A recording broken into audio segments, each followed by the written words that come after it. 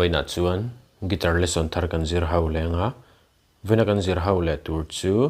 Bzi Tochhawng le Ben Opa ten kadon ngam lo ti hlan ron saka kha guitar Perhdan kan zirang hela hi hlapa nga khan C sharp in ron la bar chord vel man turom nol wangin C sharp in ron la lovin kepo first fret a karon wanga C sharp pa ya khan C kan la to nia marzi sanga F minor A minor chuan E minor D minor chuan F minor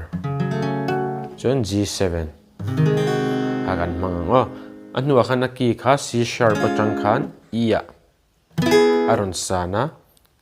chumi ni bang chuan kepo fourth fret a kan vu ave thunganga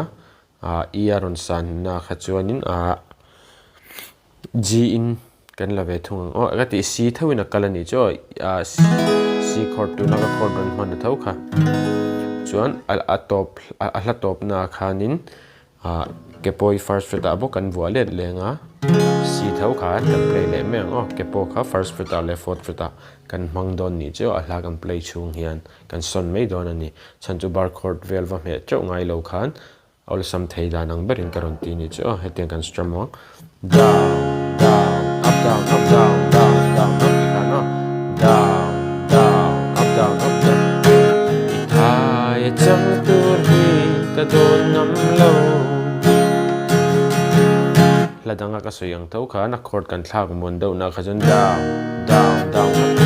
kan mole me don ya lanan karon play mil lenga uluk defini lo ngai thale don ya